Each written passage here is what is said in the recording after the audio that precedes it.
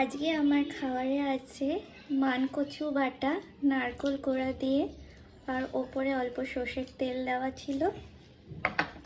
আর আছে হচ্ছে ছানার ডালনা,